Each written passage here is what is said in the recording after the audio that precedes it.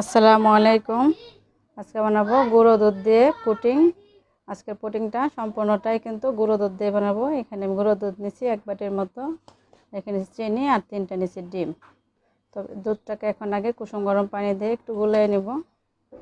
তো এখানে একটা বাটি নিচ্ছি, এখানে কুসুম গরম পানিটা দিয়ে দেব। এখন দুধটা দিয়ে ভালো করে গুলিয়ে নেব। আর দুধটা কিন্তু খুব বেশি পাতলা করে গোলানো যাবে না, একটু ঘন ঘন করে গোলানো হবে।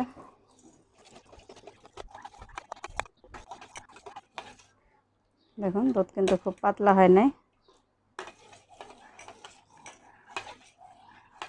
এই পুডিংটা বানাতে কিন্তু খুবই সহজ আর সময় কিন্তু খুবই কম লাগে। এখন দুধটা গোলানো হয়ে গেছে, এক সাইডে আমি রেখে দেব।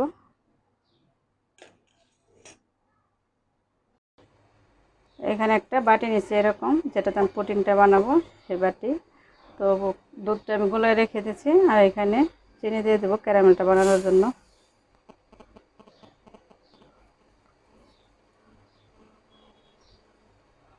এখন চুলাতে দিয়ে দিলাম।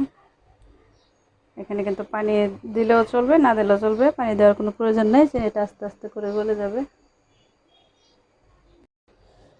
পুডিং বানানোর ক্যারামেলটা কিন্তু হয়ে গেছে, খুব সুন্দর একটা কালার চলে আসছে। এই অবস্থায় কিন্তু চুলার জালটা অফ করে দেবো আমি। এর থেকে বেশি করতে গেলে কিন্তু তিতে দিতে লাগবে, ভালো লাগবে না খেতে। ক্যারামেলটা তৈরি করে নেওয়া হয়ে গেছে, এখন পুডিংটা রেডি করে নেব। এখানে দুধে দিয়ে দেব স্বাদ মতো চিনি।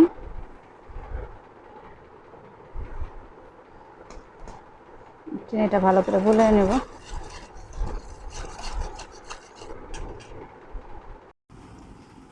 দুধের সঙ্গে চিনিটাকে ভালো করে মিশিয়ে নেওয়া হয়ে গেছে, এখন ডিম 3টে ভালো করে ফেটিয়ে নেব।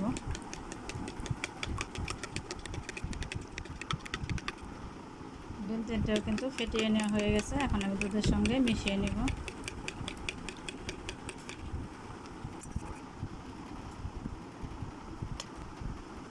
এখন সব মিশ্রণগুলো ভালো করে মিশিয়ে নেব।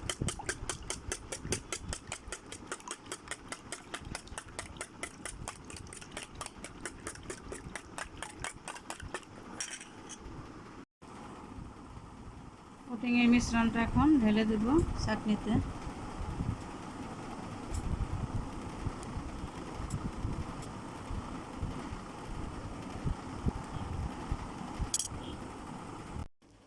এখানে একটা পাতিলে পানি বসিয়ে দিয়েছি, পানিতে একটা স্ট্যান্ড দিয়ে দিচ্ছি।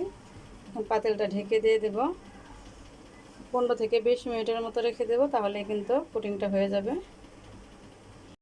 পুডিংটা হয়েছে নাকি আপনাদের দেখাচ্ছি। 15 মিনিট রাখছিলাম পুডিংটা।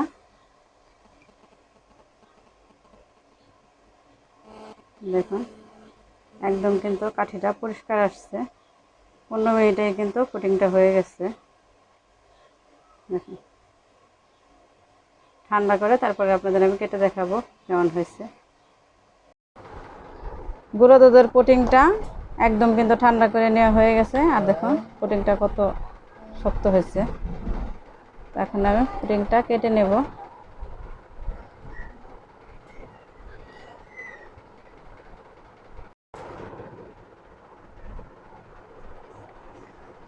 পুডিংটা কিন্তু খুব সুন্দর হয়েছে, কালারটা কিন্তু খুব সুন্দর আসছে। দেখুন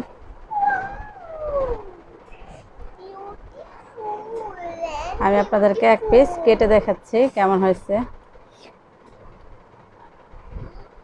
আমি কিন্তু এটা ফ্রিজে রেখে ঠান্ডা করি নি, ফ্রিজে রেখে ঠান্ডা করে খেলে কিন্তু আরও বেশি ভালো লাগবে।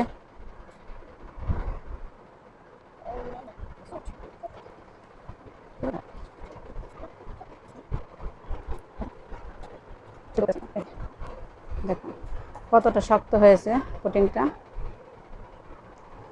আর গুঁড়ো দুধ দিয়ে এইভাবে আপনারা পুডিং বানিয়ে খেয়ে দেখবেন, আশা করি আপনাদের কাছে অনেক ভালো লাগবে। আর রেসিপিটা কিন্তু বানাতে খুবই সহজ, সময় খুব কম লাগে, খুবই অল্প সময়ে পুডিংটা বানানো যায়।